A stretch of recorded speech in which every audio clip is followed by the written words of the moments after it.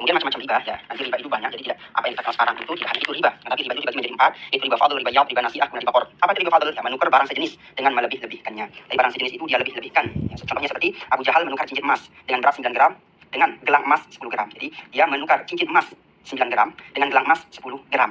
Nah, ini emas dengan emas, akan tetapi beratnya itu tidak sama, maka dikatakan sebagai riba fadl. Kemudian riba yaud, menukar barang sejenis dengan tidak serah terima. Ya. Contohnya adalah Abu Lahab menukar perak dengan perak, tapi pengembalian barangnya tidak serah terima, jadi tidak langsung, tidak serah terima. Meskipun beratnya itu sama, jenisnya itu sama, itu dikatakan riba, yaitu riba yaud. Kemudian riba nasiah, apa itu riba nasiah? Yaitu menghutang barang yang sejenis. Jadi menghutang barang sejenis, barang ribawi yang sejenis itu dia itu menghutangkannya, menghutang. Contohnya Firaun berhutang cincin emas dan ia akan membayarnya dengan uang besok. Ya. Jadi dia menghutang. Jadi kalau emas beli dan emas itu harus cash, tidak boleh dihutangkan, dikreditkan, tidak boleh. Namanya nanti akan jatuh kepada riba nasiah. Ya. Riba nasiah ini barangnya sejenis tapi tidak kontan. Nah, kemudian riba qard, riba qard itu yang dikenal sekarang, yaitu pinjam meminjam, nanti ada lebihnya 2%, 3%. Nah, itu dikatakan sebagai riba qard. Ya, jadi yang dilaknat di sini yang paling besar itu adalah riba qard itu. Dan riba fadl gimana ya? Dilaknat tapi tidak terlalu terlaknat banget gitu. Riba fadl, riba nasiah yang paling dilaknat riba qard. Dan ialah Korun meminjamkan 50.000 US dollar kepada Samiri dengan kembalian 60.000 dolar. Ya, itu nanti dikatakan sebagai riba qard. Kemudian syarat-syarat yang berkaitan dengan riba yaitu harus tunai. Ya. Ada namanya tunai, serah terima, kemudian beratnya sama. Makanya di sini jika menukar satu jenis barang agar tidak riba, maka syaratnya itu harus tunai, kontan. Jadi kalau emas dengan emas, maka nanti caranya itu tunai, kontan, kemudian serah terima, beratnya sama. Jadi kalau salah satu yang kurang maka akan terjadi riba. Nah, jadi harus tunai, serah terima, dan beratnya sama. Kemudian jika jenis berbeda, maka syaratnya masa jenis itu berbeda. Contohnya itulah Firaun menukar uang dengan emas, meski beratnya berbeda, tidak riba dengan syarat harus tunai. Jadi itu harus tunai. Jadi uang dengan emas itu alat satu, ilahnya itu alat tukar. Maka jenisnya ilahnya sama, itu alat tukar. Maka nanti syaratnya itu tunai dan serah terima. Jadi tidak boleh kita berhutang emas, tidak boleh berhutang perak. Kenapa? Akan terjadi nanti riba. Jadi harus tunai dan serah terima apabila menukar alat tukar, membeli alat tukar, contohnya uang dengan perak, perak dengan emas. Kemudian jika ilahnya berbeda, misalnya alat tukar dengan makanan, maka nanti itu tidak ada syaratnya. Jadi boleh kita berhutang, contohnya adalah uang dengan makanan pokok misalnya. Boleh kita berhutang, boleh tidak tunai, boleh tidak serah terima. Contohnya Firaun menukar emas dengan jagung, meski beratnya berbeda, ngutang ataupun kredit itu tidak riba. Ya, jadi seperti itu dalam masalah riba. Apa sih maksudnya jenis dan macam tadi? Nah, tadi nanti penjelasan riba itu ada namanya alat tukar.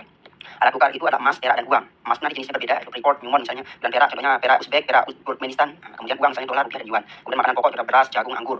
Misalnya beras itu emas merah, beras merah, beras putih, dan jagung, jagung sumbawa, jagung bima, anggur merah, anggur biru. Nah, jadi kalau jenis-jenis ini saya lihat yang jenis emas, perak, dan uang, maka ketika nanti jika jenisnya itu berbeda, maka nanti syaratnya, jika jenisnya berbeda, maka syaratnya dua, harus tunai dan serah terima. Jika emas ditukar dengan perak harus tunai dan serah terima. Perak ditukar dengan uang atau uang ditukar dengan emas, yang tiga itu, maka syaratnya tunai dan juga serah terima. Nah, kemudian makanan beras dengan jagung, ya, itu harus tunai dan juga serah terima. Jagung dengan anggur harus tunai dan juga serah terima. Kemudian kalau macam-macamnya itu sama, misalnya emas Freeport dengan emas Newmont, maka harus tunai, serah terima, dan beratnya harus sama. Perak Uzbek dengan perak Turk ditukar, maka tunai, serah terima, dan beratnya harus sama. Dolar, rupiah, yuan, ya, dia menukar dolar dengan rupiah. Nah, ini penting, dolar dengan rupiah, maka nanti syaratnya itu dalam penukaran harus tunai, kontan, kemudian serah terima, kemudian beratnya itu harus sama, ya, seperti itu. Kemudian beras merah dengan beras putih, ini yang sangat di masyarakat itu banyak terjadi kesalahan, ya. Misalnya beras merah dengan beras putih, maka nanti syaratnya itu harus tunai, tidak boleh dihutangkan, ditukar misalnya beras merah dengan beras putih, kemudian serah terima, dia harus serah terima, kemudian beratnya itu harus sama. Nah, ini paling banyak sekali kesalahan di dalam masyarakat itu, beratnya itu tidak sama, dia beli beras merah dengan dia tukar barter lah, itu beras putih dan beras merah, tapi beratnya tidak sama, maka nanti akan terjadi namanya riba fadl. Maka harus jika macam-macamnya itu sama, emas dengan emas, maka nanti seperti itu. Jadi kesimpulan di dalam penjelasan riba adalah jika macamnya itu adalah sama, contohnya emas Freeport dengan emas Newmont, maka nanti tiga syaratnya harus tunai, serah terima, beratnya sama. Perak dengan perak, perak Uzbek dengan perak Turk, dolar dengan rupiah, beras merah dengan beras putih, jagung sumbawa dengan jagung bima, anggur merah dengan anggur biru, dan seterusnya. Yang penting jenisnya sama, apa macamnya sama, cuma nama penyebutan yang berbeda, maka nanti syaratnya tiga, tunai, kontan, serah terima, kemudian beratnya sama. Akan tetapi jika jenisnya itu yang berbeda, contohnya emas dengan perak, perak dengan uang, uang dengan emas, uang dengan perak, maka nanti syaratnya itu ada dua, tunai dan juga serah terima. Berarti boleh beratnya nggak sama, boleh. Emas berarti emas, jika emasnya itu 9 gram, kemudian peraknya 100 gram, berarti tukar tidak apa-apa gitu.